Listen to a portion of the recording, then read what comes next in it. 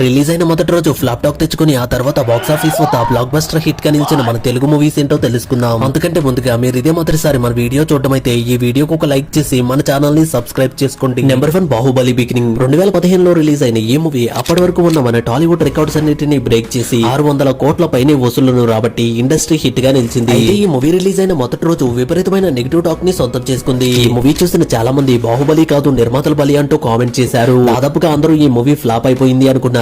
ఆ తర్వాత ఈ మూవీ మెల్లిగా పాజిటివ్ టాక్ ని సొంతం చేసుకుని 600 కోట్ల పైనే వసూళ్లను రాబట్టి ఇండస్ట్రీ హిట్ గా నిలిచి అందరినీ ఆశ్చర్యపరిచింది. నెంబర్ 2 పుష్ప. సుకుమార్ గారి డైరెక్షన్ లో అల్లు అర్జున్ గారి లీడర్ లో నటించిన ఈ మూవీ కూడా ఫస్ట్ నెగిటివ్ టాక్ వచ్చింది. అయితే ఈ మూవీ కూడా ఆల్మోస్ట్ అందరూ ఫ్లాప్ అయింది అనుకున్నారు. అయితే ఆ తర్వాత ఈ మూవీకి పాజిటివ్ టాక్ రావడంతో కలెక్షన్స్ పెరుగుతూ బాక్స్ ఆఫీస్ వద్ద 360 కోట్ల పైనే వసూళ్లను రాబట్టి బ్లాక్ బస్టర్ హిట్ గా నిలిచింది. నెంబర్ 3 ధమాకా. రవితేజ అలాగే శ్రీలీల గారి కాంబినేషన్ లో వచ్చిన ఈ మూవీ కూడా ఫస్ట్ టైం మిక్స్డ్ టాక్ వచ్చింది. అయినప్పటికీ ఈ మూవీ ఆ తర్వాత మెల్లిగా కలెక్షన్స్ పెరుగుతూ బాక్స్ ఆఫీస్ వద్ద 100 కోట్ల పైనే వసూళ్లను రాబట్టి బ్లాక్ బస్టర్ గా నిలిచింది. ఈ వీడియోకు ఒక లైక్ చేసి వీటిలో మీ ఫేవరెట్ మూవీ ఏంటో కామెంట్ చేయండి. అలాగే వెళ్తూ మన ఛానల్ ని కూడా సబ్స్క్రైబ్ చేసుకోండి.